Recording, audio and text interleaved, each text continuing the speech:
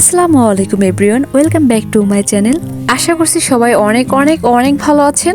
Lucky's easy cooking এর আজকের আয়োজনে রয়েছে চিংড়ি মাছ ভুনা।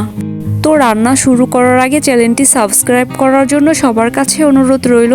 চিংড়ি মাছ ভুনা করার জন্য আমি এখানে 250 গ্রাম চিংড়ি মাছ নিয়ে ভালোভাবে ধুয়ে পরিষ্কার করে নিয়েছি। এখন সামান্য হলুদ গুঁড়ো আর লবণ দিয়ে ভালোভাবে মেখে নিচ্ছি।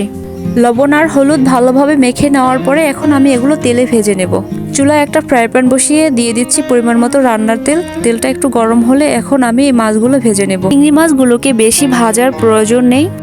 আমি চিংড়ি মাছগুলো উল্টিয়ে পাল্টিয়ে হালকা বাদামি কালার করে ভেজে নেব। আমার চিংড়ি মাছগুলো এখানে ভাজা হয়ে গেছে। এখন আমি তেল থেকে চিংড়ি মাছগুলো উঠিয়ে নিচ্ছি। মাছগুলো তুলে নেওয়া হয়ে গেছে। এখন আমি চিংড়ি মাছ ভাজা যে তেলটা ছিল তার ভিতরে আরও সামান্য কিছু তেল দিয়ে দিলাম। তেলটা একটু গরম হয়ে গেলে এর মধ্যে আমি দিয়ে দিচ্ছি পৌনে 1 কাপ পরিমাণ পেঁয়াজ কুচি। ভাইয়া এবং আপুরা আমার চ্যানেলে এখনও যারা নতুন, প্লিজ চ্যানেলটি সাবস্ক্রাইব করে দিবেন এবং পাশে থাকা বেল আইকনটি বাজিয়ে দেবেন পরবর্তী ভিডিও নোটিফিকেশন সবার আগে পাওয়ার জন্য। আর রেসিপিটি যদি ভালো লাগে অবশ্যই একটা লাইক দিবেন। আপনাদের একটা লাইক আমাকে আরও উৎসাহ বাড়িয়ে দেবে।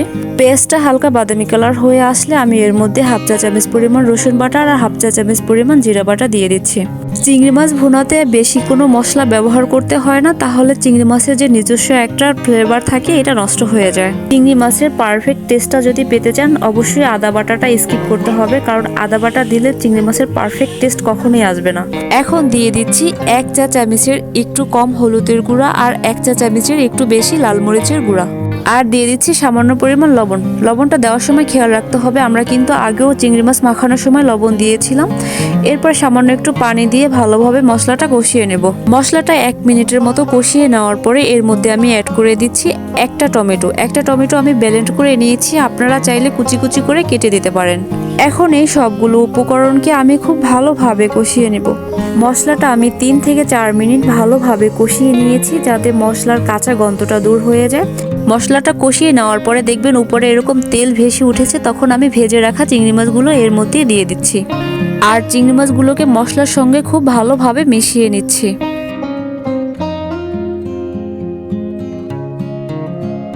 চিংড়ি মাছটা 2 থেকে 3 মিনিট কষিয়ে নেওয়ার পরে এর মধ্যে আমি দিয়ে দিচ্ছি পর্যাপ্ত পরিমাণ পানি। এখন অপেক্ষা করব পানিটা বলক আসা পর্যন্ত।